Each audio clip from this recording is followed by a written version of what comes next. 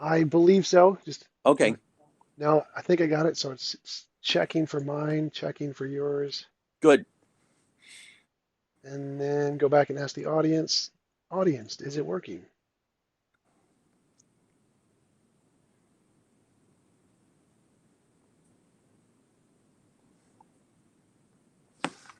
All right. They say it's good now. All right. Oh, Great. good. Well, good. Woohoo. I'm glad you have an audience.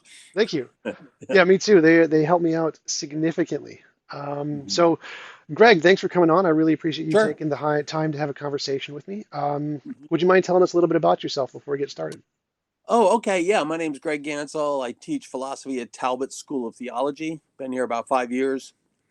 Mostly do philosophy of religion, some history of philosophy. I did my PhD at Syracuse, where I worked with William Alston. He was my advisor, which was great fun. And I don't know what else. That's kind of the story. All right, cool. I'm really interested in William Austin and his work on a few things, but let's just jump right in. So, I'm an atheist, by which I mean I believe there are no reasons to believe in the existence of God. And could you tell me what reasons you believe there are for belief in a God? And then I'd like to tell you my position on those reasons, and then I'd just like to hear your thoughts Yeah. on my position. When you emailed and said that you thought there was no evidence for the existence of God, I thought, I wonder what you mean by evidence. So I'd love to hear more what you're talking about because it strikes me as odd that you would think there's no evidence whatsoever. So what do you mean by evidence? So, by evidence, I mean something that indicates the thing exists more than the thing does not exist. So, for example, if we say there are leprechauns and we wanted evidence of leprechauns, the evidence would have to show or make it more likely that leprechauns exist than they don't exist. And Yeah, okay. so for example, if I said I imagine leprechauns, well, that wouldn't be evidence that they actually exist because it doesn't Right. give us a way to differentiate them existing from them not existing. Okay. Well, fair enough. So some fact counts as evidence for a theory if given the fact the theory is more likely than the theory is without the fact, right? Right. More likely that the thing that we're arguing for exists than does not exist. Well, actually, that's not true, right? How so? Because because would evidence makes a theory more likely than the theory would be without the evidence. So if it raises the likelihood at all, it counts as evidence in some sense. And then and then if you can turn the probability upside down, then you say the explanatory power of the theory is does the theory make the fact or evidence more likely than if the theory were false? It doesn't have to become decisive to count as evidence. Oh, right, absolutely. So I'm saying by any percentage point. So if it raises the likelihood of it being true by 1%, like 5149, that does Right. count as evidence. But I would say it has to show that the thing exists as opposed to not exist, because if the evidence indicates it exists and indicates it does not exist equally, that would then be not evidence for the conclusion. For example, if I said, um, there could be evidence for a God, like the cosmological argument, but that cosmological argument could equally work for a non-God, like a multiverse or something. Well, that evidence works equally as well for a God as it does for a non-God, which means it wouldn't exactly be evidence of a God. It wouldn't indicate a God any more than a non-God. Right, but you think, okay, so the fact we're still talking about evidence, not the argument. Hmm. The fact that you've got some kind of cosmological argument, although a multiverse is not relevant to that, so we're really talking about a design argument. The fact we've got a design argument, um, even if the multiverse is a possibility, it raises the likelihood of the theory that a God exists. It might not raise it above the theory that there is no God, but it raises it um, some percentage points over what it would have been without the evidence.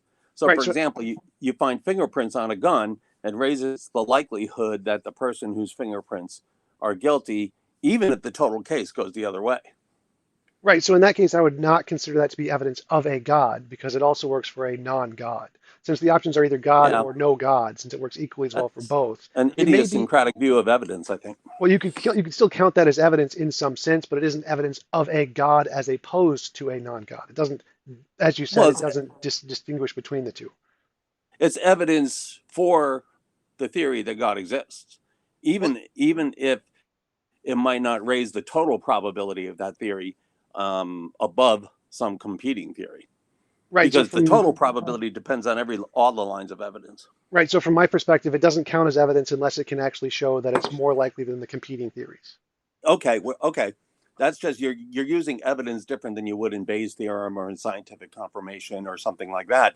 So then I think, well, I don't know why you have that view. That's not the view that philosophers have, or people who do philosophy of science. So, um, Well, from my view, because it's like it's pretty intuitive. If like if we have a box and we don't know what's in the box, and we know the box weighs 2 pounds, and you said there's a rabbit in the box. Well, is the two mhm, pounds evidence of a rabbit? No, it's just evidence that there's something in the box. Could it be a rabbit? Sure, but the fact that it could be a rabbit doesn't mean we should right, believe it's a rabbit. So coming to the conclusion it's a rabbit is unreasonable based off the fact the box weighs two right, pounds because it could be a lizard or a coffee mug or any number of other things. And I see the existence right. of God kind of like the same thing. All of the evidence Okay, for God is like the 2 pound box. It could be explained by infinitely many things. So the probability of God all being right. true is essentially zero because it can be explained by lots of different things. And so if all of the evidence can be Yeah, equally okay, that's explained kind of by a non-God as well as a God, then there isn't any evidence to indicate a mhm. God. Okay. So let's look at it this way. Let's take two situations. I don't want to call them possible worlds because I don't want to assume anything about the possibility of the situations. They're epistemically possible, whether or not they're metaphysically possible. Situation A, all we know about it is there's no God. Okay. We don't know if there's a universe. We don't know if anything exists, right? Situation B, all we know is that a relatively minimalistic concept of God exists, right? God is unlimited in power, knowledge, wholly good. And if something else exists, God created those things, right? That's the kind of minimalistic theism you get with The Problem of Evil, William Rowe, and Paul Draper, and these guys who were excellent philosophers.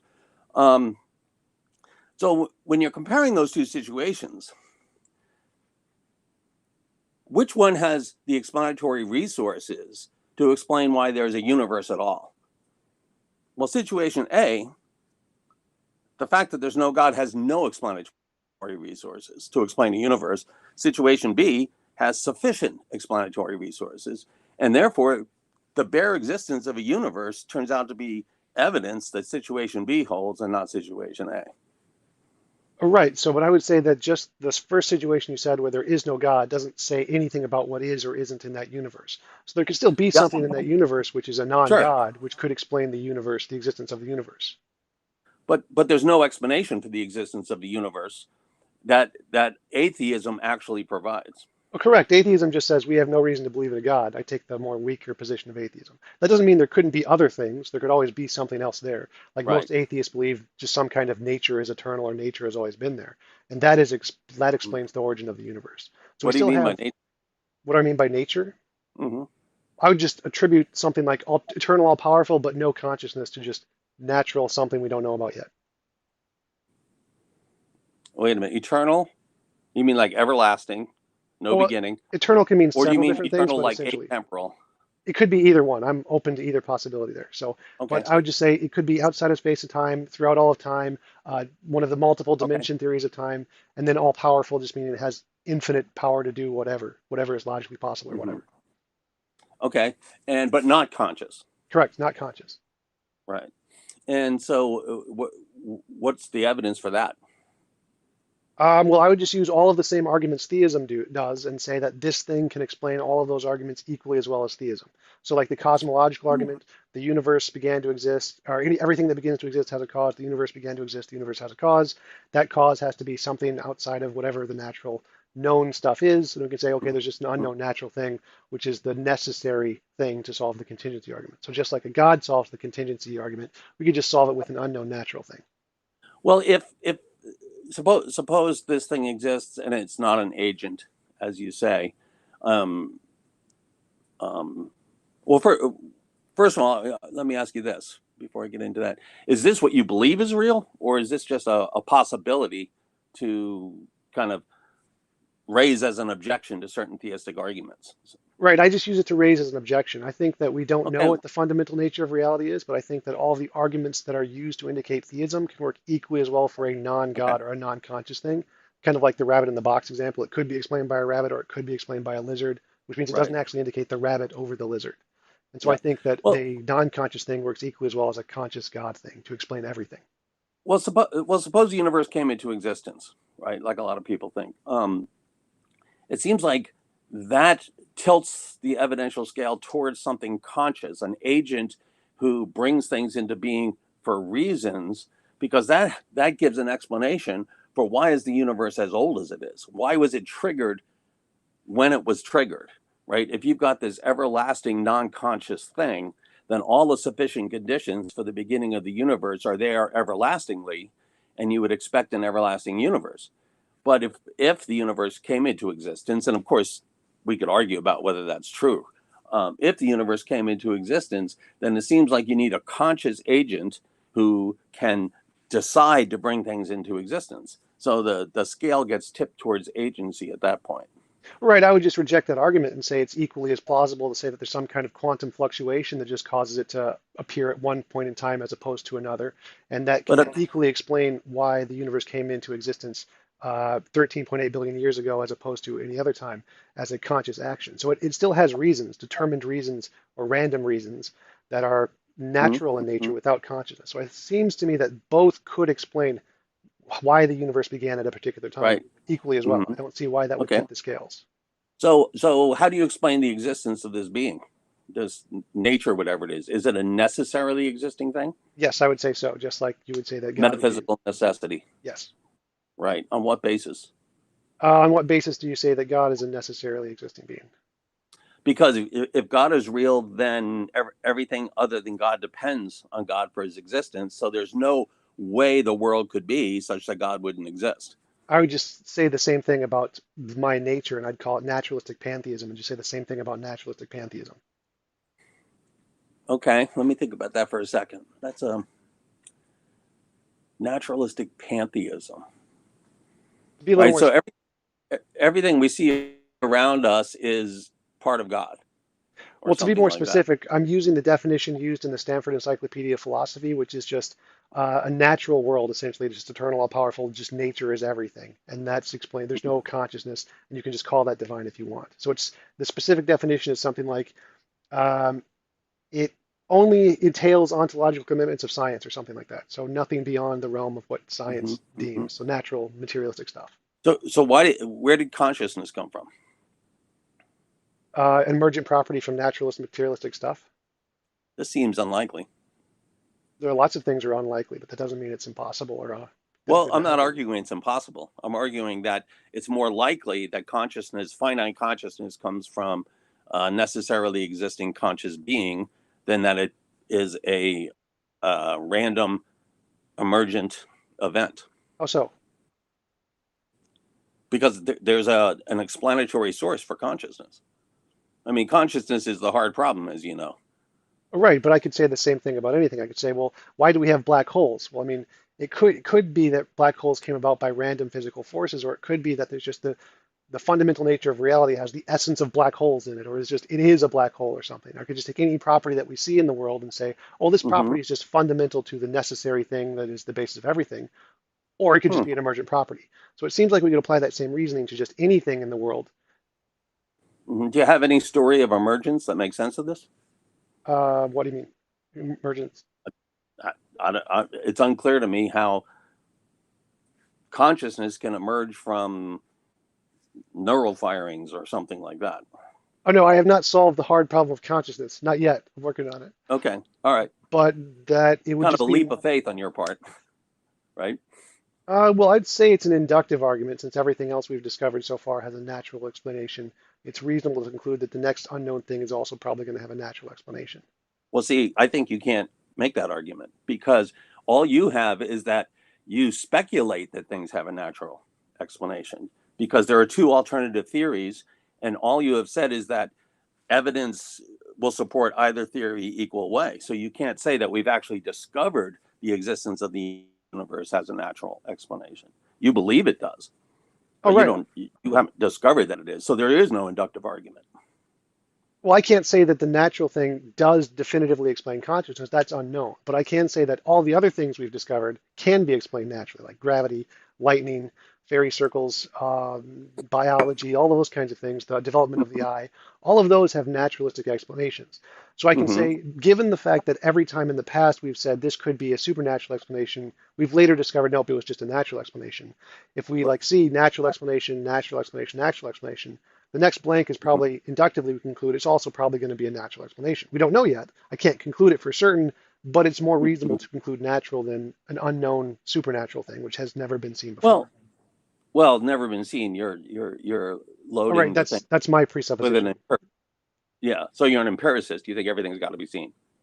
No, I would say that you need some way to differentiate between our imagination and reality, because we have to show is something that we're asserting to exist something that actually does exist, or is it a part of our Hmm. imagination? And my way, the way that I know that successfully differentiates between these two is science. So I would not say that all things need to be demonstrated in that way, because there are many things that are imaginary or conceptual, like math and logic and feelings and emotions and all those kinds of things, which may not Wait a be minute. Math is imaginary. conceptual. Yeah, it's a part of our head. It's what we use to describe reality. So are mathematical truths necessary truths? I assume they're necessary, but they may not be. Like, because there are different kinds of non-standard math. Or to quote, what's his name? David Chalmers. He said Hmm. it's possible that there is such a thing as impossible universes where 2 + 2 = 5. Like, I don't know, maybe. Yeah, yeah.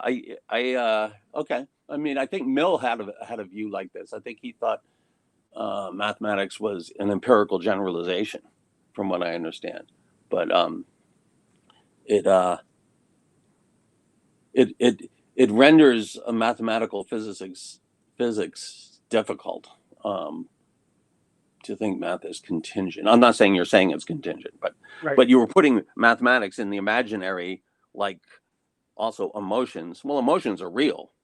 Oh, They're right, not. right. So I didn't mean I it mean, in that way. I'm happy to grant that okay, math is necessary. We can grant that. That's fine. But I wouldn't say okay, they are exist. Math doesn't exist as a part of the world. You can't discover numbers out there anywhere.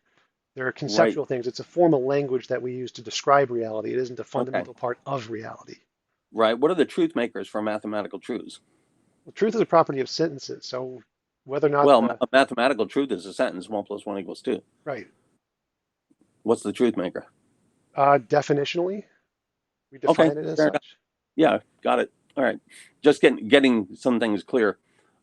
So when you call something part of the imagination, you don't mean it doesn't exist. Uh, I'm Because saying emotion you put in the imagination and they exist.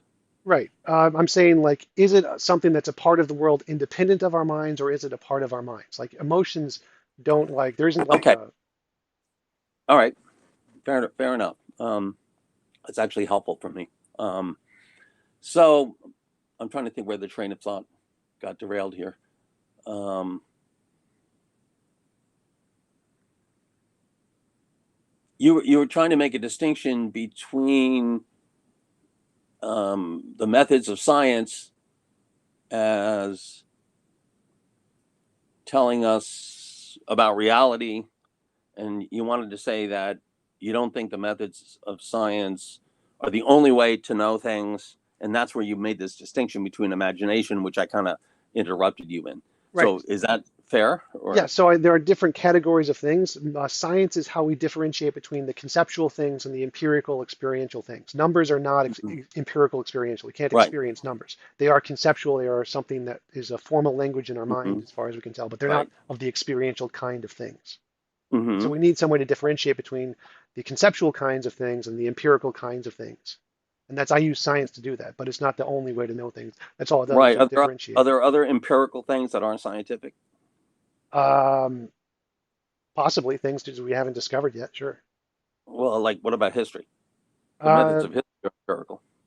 Correct. Well, most of history, as I would say, has an empirical basis, an implicit empirical basis. Like Right. if I said I saw a dog, dogs have an empirical basis, even though my testimony that I saw one doesn't explicitly say here's the empirical evidence of Okay. dogs.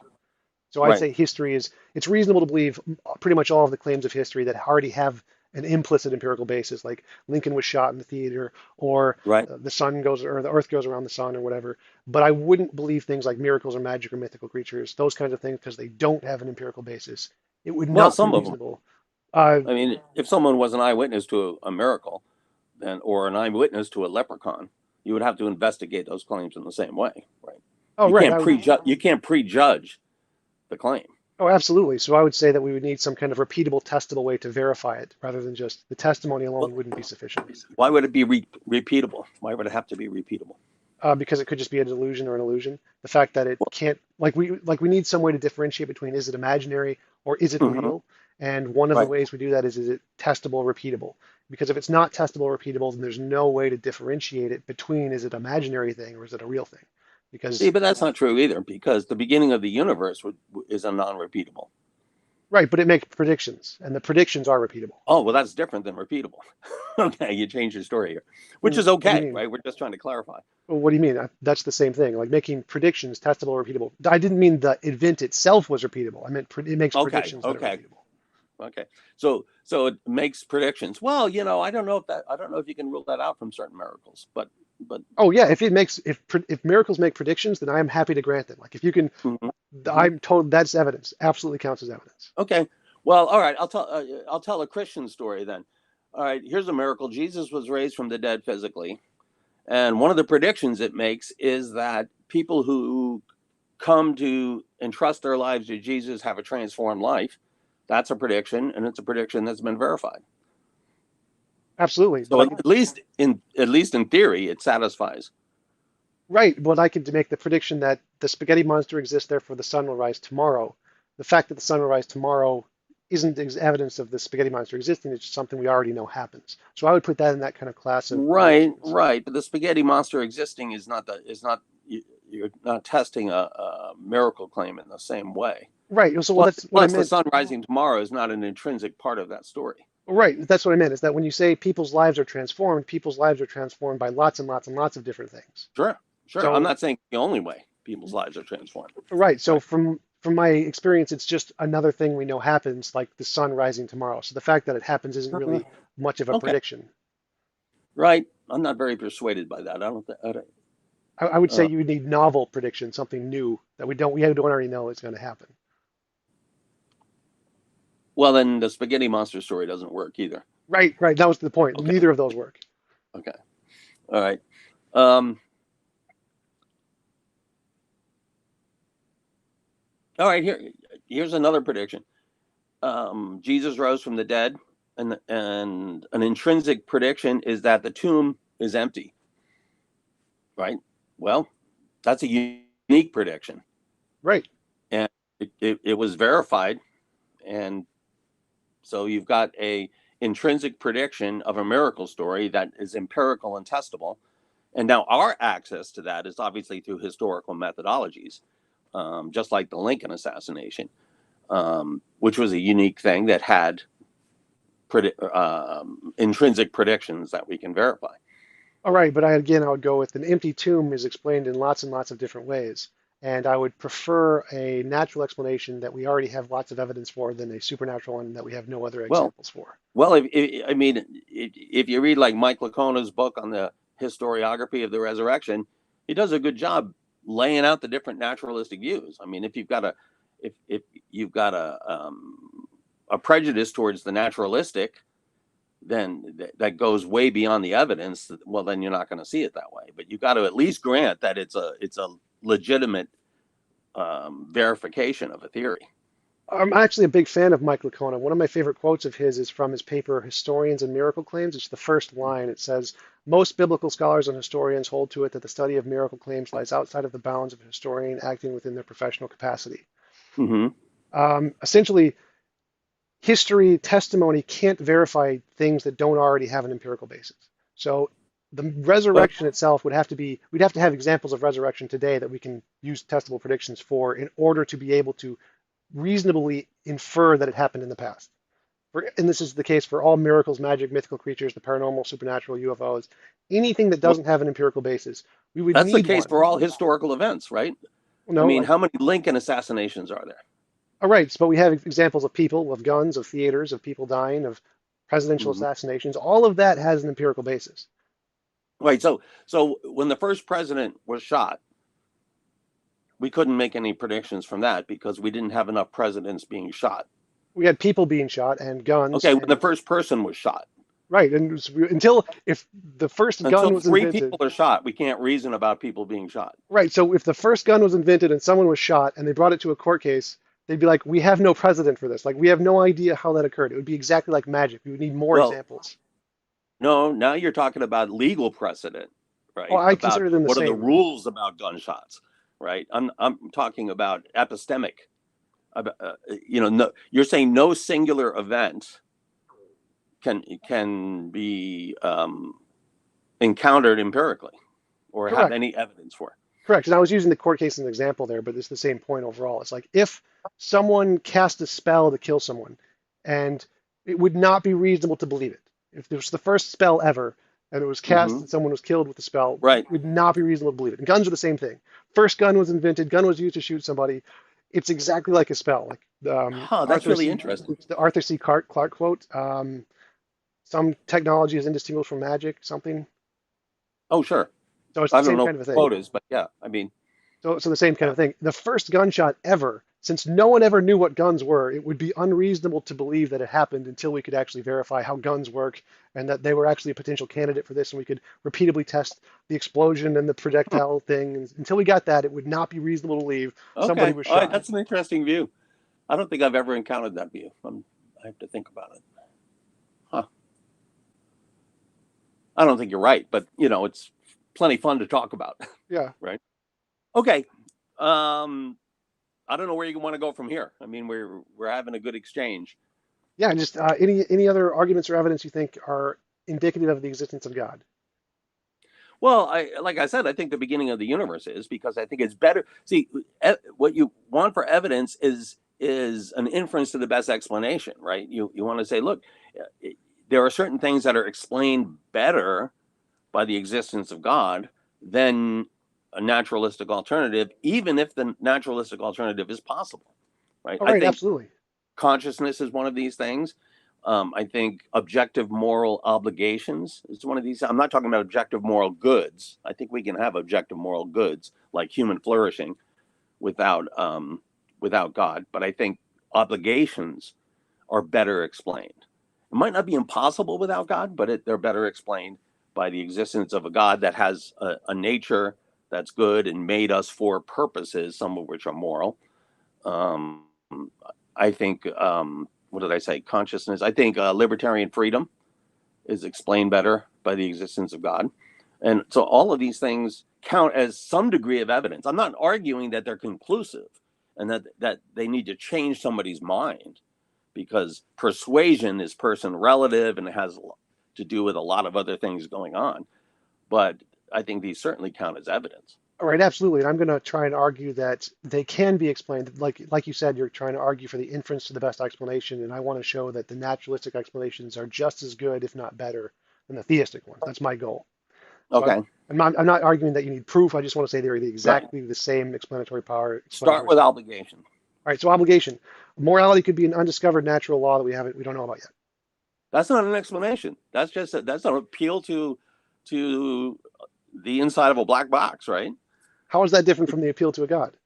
Because the appeal to the God actually has the content that well, two things. It has the content that it can explain objective moral obligations, and the appeal to God is embedded in other evidential stories. So it's not an ad hoc hypothesis like the one you just brought up. Okay, so regarding the second case, I would say that all of the other evidential cases can also equally be explained by naturalistic pantheism, the argument, the natural thing. So I would say Yeah, that that case I can explain. And the second case, you said, well, but God has the. does it explain it better? I would say I can make it explain it equally as well in every case for every argument. So there isn't you can't appeal to the inference to the Okay, best objective moral explanation. obligations on naturalistic pantheism, where Right. there's no consciousness, so no preference between good and evil. Explain how naturalistic pantheism explains those. Undiscovered law of nature like gravity that just permeates the universe. It's just a How do you property of get an its nature. obligation from that? Because a physical law doesn't tell us what we ought to do as if we have choices. It tells us what happens. How do you get an obligation from God's view of morality? Because God has the authority to prescribe obligations. Let me put it this way. Does God say something is good is it good because God says so, or does God say so because it's good for some other reason? The Right, Euthyphro that's the dilemma. Euthyphro dilemma, right? Which was solved a million years ago, And what's the shortly after answer? Euthyphro. Well, the answer is that neither, right? Which Is that is God's commands do not invent goodness, but God's goodness is affiliated or a reflection of the nature of God as being wholly good, and right, then His commands are what can impose obligation. right. So you split the grounds of moral goodness from the grounds of moral obligation, which has been done throughout the history of philosophy. You probably read Bob Adams on this, and yeah. Right. So I'm going to use those exact same answers and say that it's the nature of naturalistic pantheism that grounds the goodness, and the oughtness comes from the undiscovered law like gravity, which gives us the oughtness just like God's commands does. But They have the same properties. how does a natural law give obligation? How does God's commands give obligation? Because God has the authority to command that we ought to behave in certain ways. Laws of nature just describe the way things behave. There's no oughtness to it. Well, I would say the same thing. If God can have some property that gives oughtness and authority, then the same thing can apply to a naturalistic thing. There's no need for consciousness there.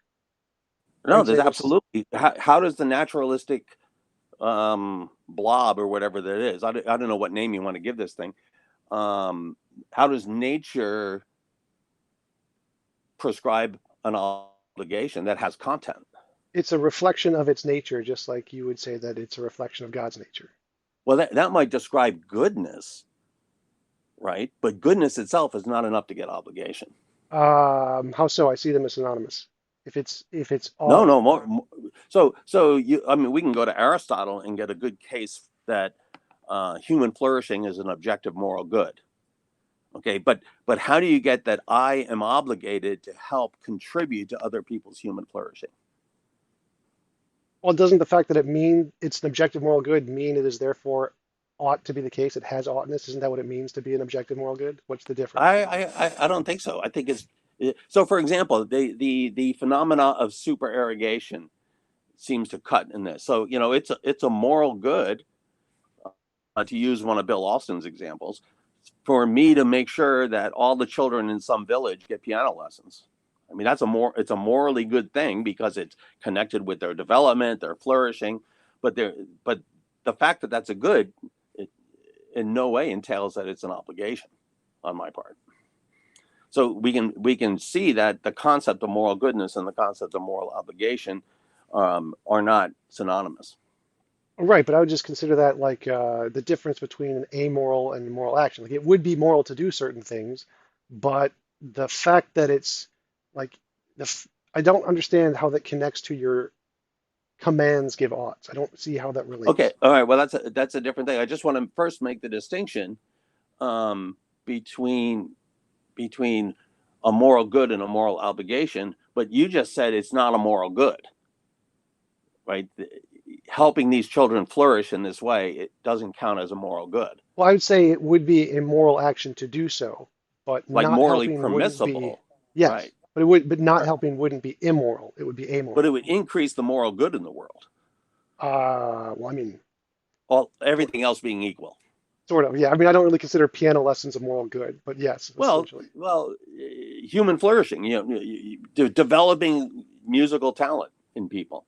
I mean, Right, we just go with that. I don't consider human flourishing. I think choice is more important, but essentially, but it doesn't. It's unimportant to the example. So okay, all I right. grant that there's a difference between there is moral things you can do without being obligated because it's not doing them as amoral. It's not immoral not to do them. Is it No, with it's not immoral, right? It's amoral because you're not under an obligation. right, But if you were to do them, you would be increasing the moral goodness in the world. right. So therefore, moral goodness and moral obligation are distinct.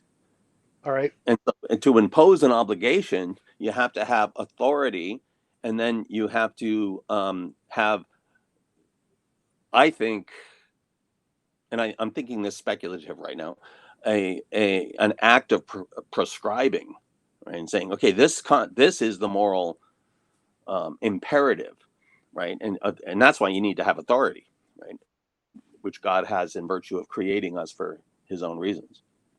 I But don't. your nature thing doesn't have any of that. I don't see any connection between the authority and how that gives you oughtness. It seems like an arbitrary connection there. Well, if I tell you you've got an obligation to send me $100, I have no authorities, right? So you really have no obligation. Well, I mean, I'd So say I'd you go can see further. my I'd say, commands have no traction for your life. well, I'd say it's like authority isn't a real thing. It's an imaginary relationship we have in our mind. It's not a function of reality. So I'd say that you've created this. Well, Uh, I forget what it's there called, are where you there's real apply. authority, right? I mean, moral obligations have authority. Oh, this is where I don't think I would agree with you. I think authority is a made-up property, kind of like tallness. It's just a human association we have between things. I don't think it's a fundamental part of reality. Well, it might be a relational property, right? Someone has authority in some sphere over someone else. I mean but that doesn't mean it's a made up property just because it's relational. Like tallness, it's a relational property. Right, but I would say there isn't some essence of tallness that's a part of the universe. There's not an embodiment of true tallness out there. Sure, now you're going Platonist, right? Which is okay, Well, I mean, right? is It's that just isn't that what you're arguing? You're saying that this authority thing is some fundamental part of reality and that it's intrinsic in this God thing, right? Isn't that, well, it's in it. God has authority in virtue of his role as creator. well, couldn't I just say the same thing of pantheism? Pantheism is the ultimate necessary creator of But there is everything. pantheism isn't a creator, right? I mean, there might be a causal relation between your pantheistic thing and the subsequent universe, or I don't want to specify the relation between these, but there might be a causal relation, but it's not a creating relation where there's causation with a purpose, right?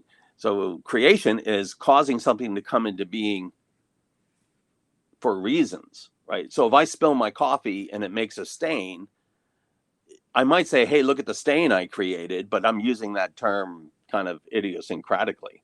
Whereas if I write a poem, right, I create, which I can't, right?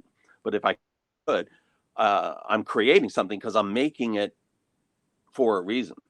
Well, I'd say And this is what purpose, your naturalistic thing can't do. or I'd say purpose is the same thing as authority. It's just a made-up property, kind of like tallness. There's no, you keep appealing to things that seem to be imaginary relations in our head, but aren't fundamental parts of reality, and you're like calling Mm-hmm. them fundamental parts of reality. Well, I don't know if I'm calling them fundamental parts of reality the way you think, right? I'm not saying that authority is an empirical object, right? But it doesn't mean it's not real, right? So your empiricism is going to get you in trouble on morality. You're going to wind up like David Hume or Nietzsche, who actually winds up exactly like Hume, I think.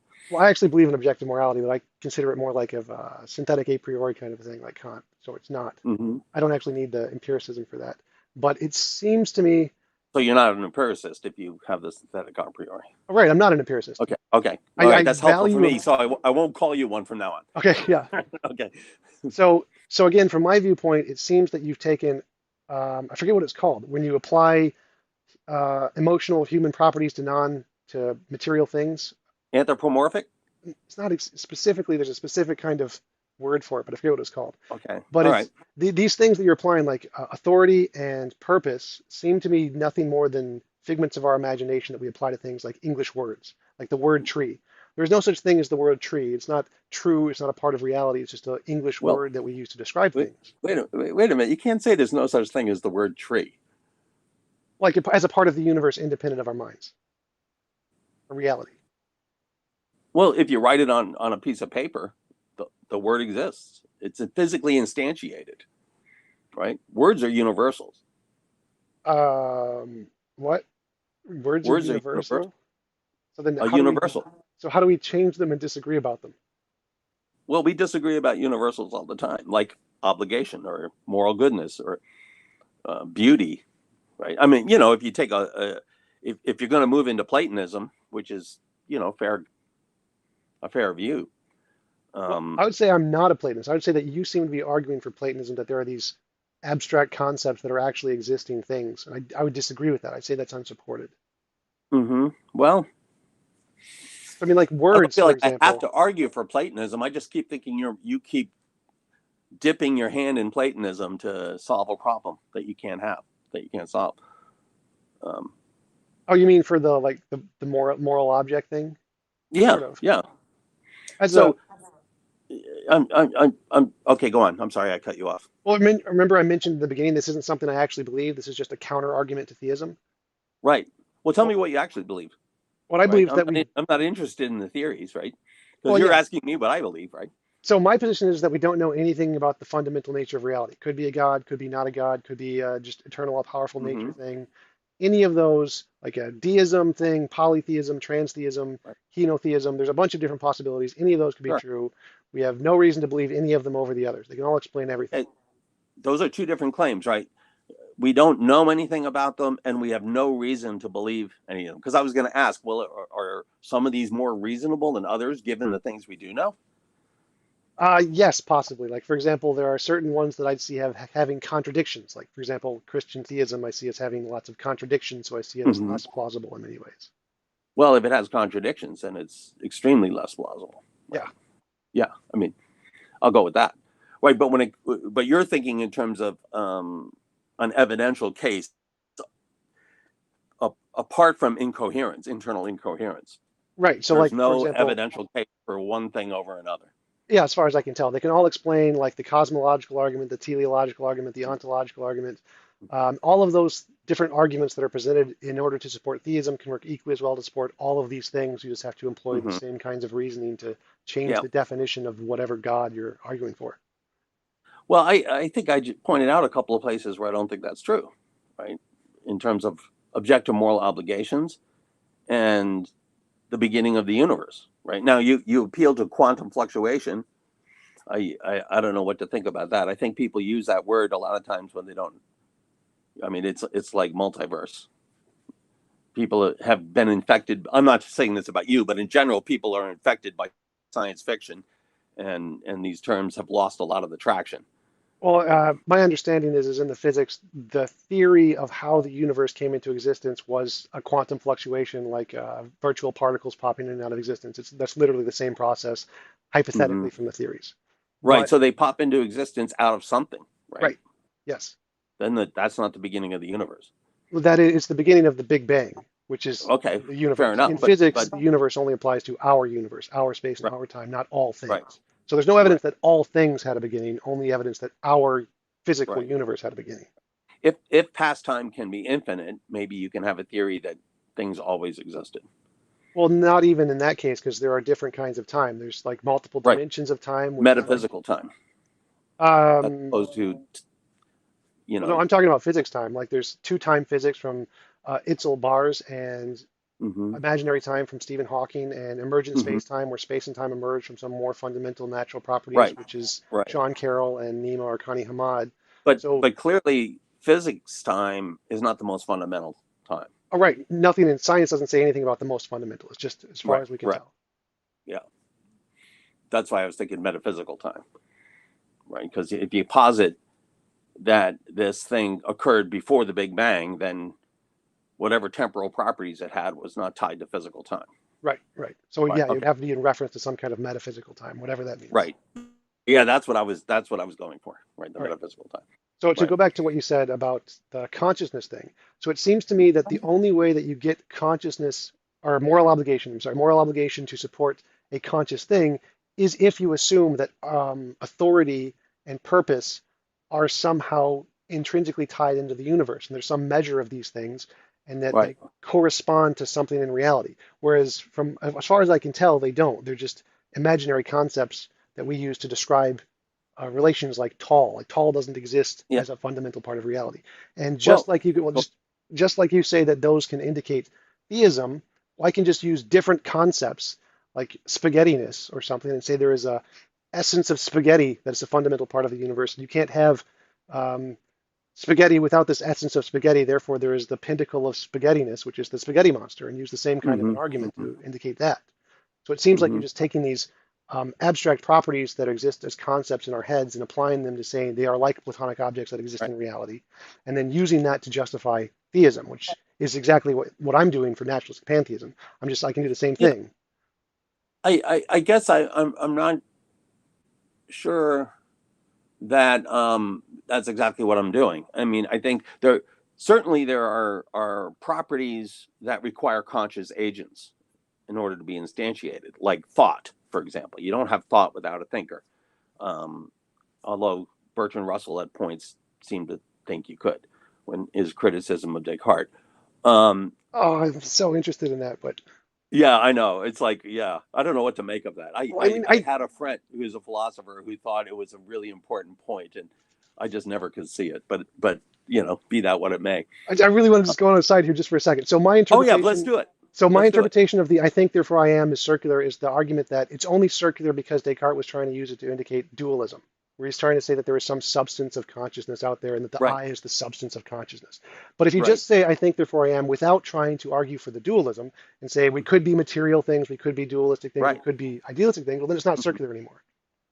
Yeah, that might be. I don't think it's circular in any way, but I think there there might be something to that. I think what happens with Descartes. Okay, we'll get on a Descartes tangent because you know um, I really like Descartes, Me even though he too. makes all kinds of mistakes. He's just so much fun, right?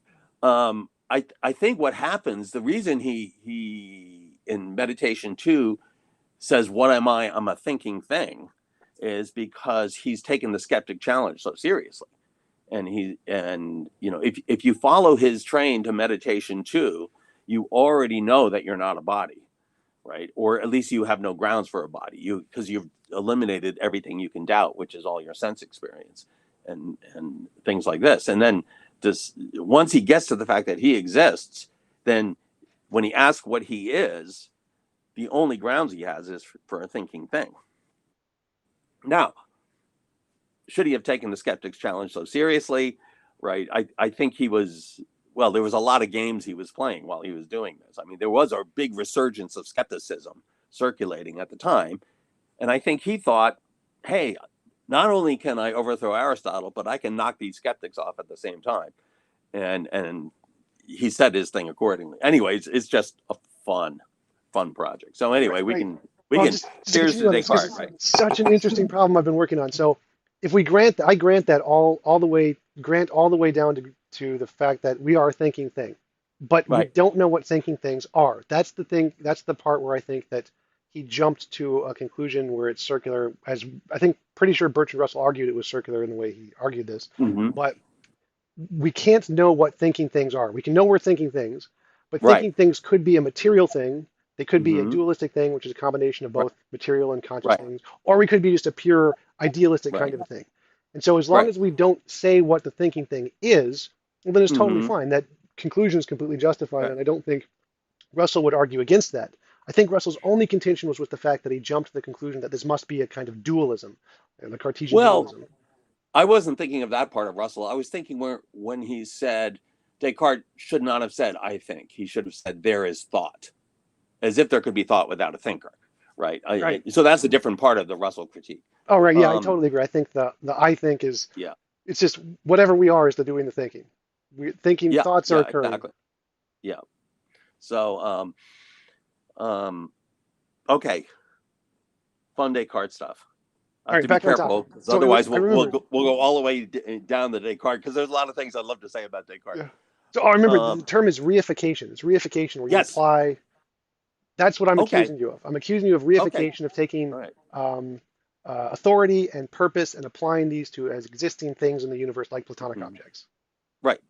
Yeah. And I didn't want to apply them to Platonic objects, right? Because I think authority requires a consciousness, right? A tree doesn't have authority, right? A number doesn't have authority. A law of nature has no authority, right? Only conscious agents can have authority, right? And so, but I also think that you can't have obligations without authority. And there can be goods without authority, but you can't have obligations, and we've talked about that. So if there are objective moral obligations, it makes sense that there is a conscious agent that has the kind of authority that grounds the obligations that are objective. So it's not some human authority, it's not government, it's not tradition, it's not culture, because those are human things. Um, and so I'm not really reifying these things and turning them into Platonic forms. It's that um, what you need for moral obligation is this kind of authority. And then I made the further point that I think where it fits in with the story of God is that God's authority is in virtue of his creation, right? That he has that role, and he created us, and the content of the obligations emerges out of the fact that he created us for his particular purposes, for us to embody certain virtues and reflect his goodness in certain ways and continue the creation project through cultivating the earth and this kind of stuff. That's all theological stuff. Right. So just going back to the authority thing, you said authority Yeah. requires it can't be like a tree or something. It has to Yeah. be Conscious agent. right. Mm-hmm. So my question is why do you assume that authority has those constraints and it's not just like a bachelor where it's just a made up definition that humans have that really doesn't correspond to anything in reality? We can just change the definition however we Because, want. well, can you do that with authority? I mean, you can pretend, you can use the word in different ways and stipulate that by authority I mean a green tree frog, but you're not changing the concept of authority. Well, I would assume, like, for example, I can say gravity has authority over me in the fact that I can't fight against it. And that seems like an appropriate use of the term. It doesn't impose an obligation on you. Well, that is a further step. That's because the way you interpret authority seems to Yeah. entail consciousness, but the way I interpret authority doesn't. I don't see that there's an objectively correct, like, why would your interpretation be more correct than mine in this sense? Well, because it's part of the concept of authority, right? So you think what gravity does is describe the way objects with great mass exert causal influence, right? And so gravity doesn't really do anything. It's like the objects, right? So the reason we stay close to the planet is because the planet is got a tremendous amount of mass and exerts a causal force on us, right? But causal forces is not it is a different concept than authority, because the causal force happens no matter what. And authority is something that you can rebel against.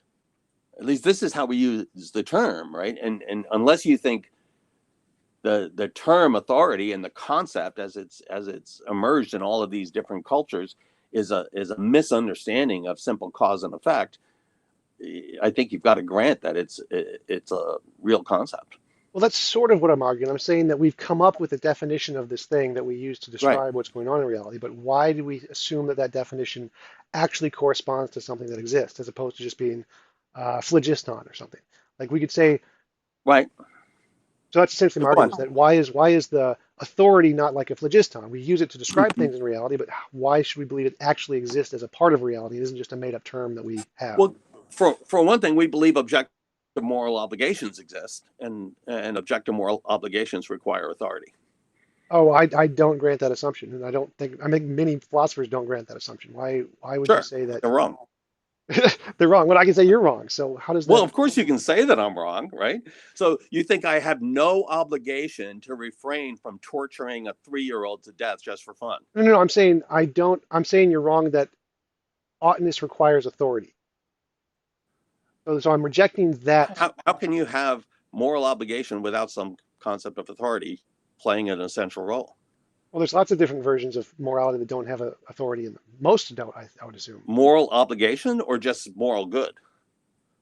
I'm not familiar with that distinction as well because to me they seem to be like the same thing. Like most I philosophers are know. moral Yeah, we realists. went over this, Well, yeah, no, and I I was mean trying to show from the briefly perspective how of they can come apart. right. But I mean from the perspective of most philosophers, that doesn't seem to be a valid distinction. They don't really seem to make a difference between those two. Most philosophers are Oh, moral realists, but they still I grant. no no. I think that's false because most philosophers are very cognizant of the question, why be moral, right? Right. And the very question itself assumes a distinction between moral goodness and moral obligation, because we can recognize what it is to be moral, but it's still a legitimate question. Oh, Why right. should we be Absolutely. moral? Oh, Yeah. absolutely. The part that they So the reject is the distinction authority is part. widely understood. Right. But the authority part is the part that's being widely rejected. Like most philosophers are moral I don't realists, think it's but being rejected, right? I uh, mean, there's got to be an example for. I mean, well, wait a minute. That's not the sentence I wanted to say. I'm not sure if people are entertaining the notion of authority and rejecting it. I mean, a lot of people might reject it because they think, look, there is no being that has the appropriate authority to ground moral obligations. And if you assume that and bring that into your reasoning, then of course you're going to have to find another way to ground moral obligations. I just think those ways are not persuasive. Oh yeah, It's very absolutely. hard to get obligation, So right? my understanding is that most of them don't think authority actually works to provide an oughtness. It doesn't work any more than any, like me just saying, a natural law. Like there's, Well, for the same it reasons that a natural law can't ground objective oughtness, yeah, neither can an authority. Like the is-ought problem, the fact-value distinction. As far as we know, there is no way to bridge that gap. So for the same right. But reasons, go but ahead. to talk about God having authority is not moving from the is to the ought, right? Because intrinsic in the authority is the ought, that God ought to be obeyed. Well, I can just say the same thing. Intrinsic in the nature of pantheism is that it ought to be obeyed. The law that it has, the moral law ought to be obeyed. Well, but all you get from pantheism is causal laws, Sure, right? but I can just define it as But saying, causal laws don't have obligation. They just are description of things that happen. You never have to say, am I going to obey the law of gravity or not? I don't know. I'm pretty rebellious today. I'm a teenager. I hate authority. I have a bumper sticker question authority, and I'm not going to obey the law of gravity. That doesn't work. but I It's can an do the same thing entirely you different. did, and I can just say it's an intrinsic part of the nature of naturalistic pantheism that it ought to be obeyed in this sense. But there is no command. I mean, Kant makes the distinction that obligation only gets traction when there's a possibility of disobeying. This is in the groundwork. Right, but I totally reject that. I think that's an arbitrary distinction. Okay, well, good luck with that. I mean, I don't know what else to say. I mean, this is a great discussion, so I really appreciate it. Yeah, I'm But loving it. I'm I'm not totally sure. enjoying this. Well, I think I'm going to start repeating myself, which is a sign of my advanced age, and I don't want to just keep doing that. But okay, so we're at a standstill on this one. Right. I So know we you don't have a ton of time left, right. but yeah, Oh yeah, we do. We are running out of time. You have a meeting, right? yeah, I got to go. I'm doing an online class, and I got to videotape some stuff. I'm on Hume and Kant today, so it'll be fun. Yeah. Right? The Izot. I'm going to talk about the Izot stuff, which Yeah. is fabulous. Yeah. All right. So then I guess I'll just rephrase what my argument was and just have your final thoughts on it as a Okay. before we go. So my argument is again that you've applied these things like authority and purpose and saying that these are intrinsic in oughtness. Now, from my understanding, we have no solution to what oughtness is. It's not a solved problem. And Right. it could be the case that that is solved by an authority who isn't a being, but it is seems equally as plausible to me that it could be solved by an undiscovered natural law. Now, I see Right. both are completely incoherent. Neither to me solve the problem, but it seems Right. equally that we can assert both solve the problem. Mm-hmm. And so, Right. to me, from my perspective, both, if neither one solve the problem, then they both are equal evidence for either a theism or a naturalistic pantheism. They can both be asserted to solve the problem, neither Mm-hmm. actually solve the problem, so they're both equal evidence, which is just none, from my Okay, perspective. fair enough.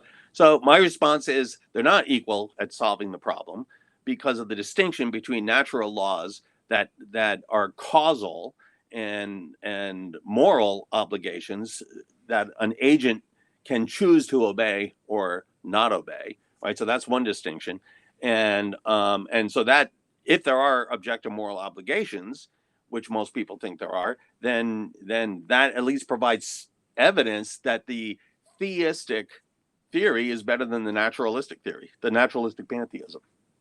Right, so that's one line of evidence. But All can't we right. just keep the moral oughtness and change the definition and take out the authority? Like, why is that a problem?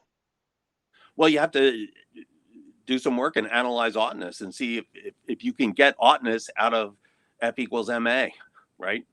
Some natural law, and it seems already clear that that's not the case, right? So it's not like we don't know if it can work. We already know it can't work. But from the perspective of many other philosophers, it seems that the authority thing also doesn't work for the same reasons.